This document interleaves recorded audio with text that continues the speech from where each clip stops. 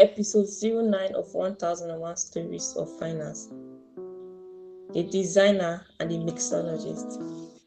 The Friday morning air in the conference hall was thick with unspoken dread. Everyone sat still, speaking in low voices, waiting for the CEO who had urgently called a compulsory meeting. Albert, usually the office heartbeat, was a ghost, his gaze fixed on a point on the floor no one else could see. Linda, 3 rows back, felt a chill. Seeing him silent was like watching a fire go out. Before the meeting began, Albert quietly slipped out the back door. Is he okay? Linda thought. As the CEO called roll, Albert's absence was immediately noticed. His phone switched off. Then came the blow. The company was restructuring and layoffs were effective immediately. Chaos erupted as staff checked the termination list. Linda hurried toward her department and saw Albert standing alone, visibly upset. Her heart sank further. When she checked the board, her own name was missing from the retained list. I'm done for, she whispered, clearing her decks amidst the office collective grief. A month later, Linda landed a design role at a smaller firm. It was a position she had never held before, but she was eager to begin.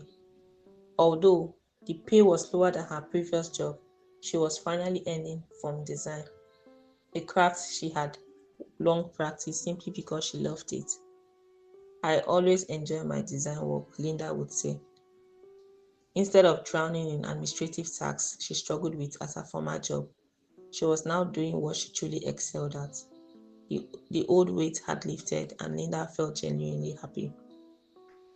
One day, Linda pulled over at a roadside canopy where ginger and hibiscus drinks were sold. One signature blend, please. I'm in a rush, she called out. Then the seller stuck out his head. For a former colleague, it's on the house, a familiar voice replied. It was Albert, wearing a clean apron and a wide, genuine smile. The withdrawn man from the conference hall was gone.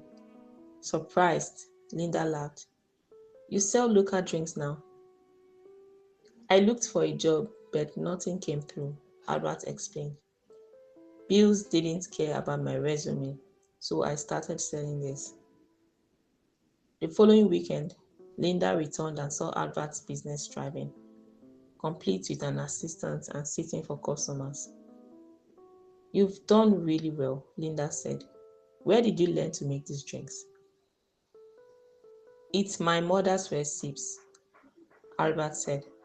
They used to be my favorite drinks back home. She made them for our family. He soon grew sober. I spent 10 years trying to be an administrator because that's what a career was supposed to look like. That Friday morning, I wasn't sad about the job loss.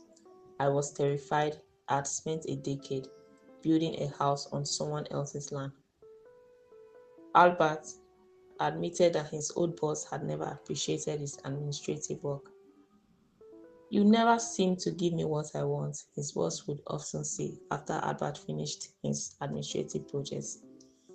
But now, Albert worked for his customers, who regularly complimented his drinks. Linda also agreed that even if her new design job paid less for now, it was far better. Her bosses recognized her talent, promised raises, and most importantly, she genuinely loved the work she was doing. The main thing is knowing your strength, Albert said. When challenges like job loss occur, the thing you excel at allows you to rebound quickly. I'm glad I discovered myself, and I hope our former colleagues are able to bounce back like we did. Linda nodded in agreement as she and Albert sat together, the designer and the mixologist, discussing their new paths.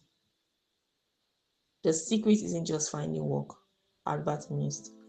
It's finding where what you are good at meets what the world needs. Albert and Linda realized that true financial independence wasn't a steady paycheck. It was knowing that if the world took your decks tomorrow, you will still have your craft and the courage to use it. Success, they agreed, meant discovering what you excel at, practicing it diligently, and making sure it was worth the investment.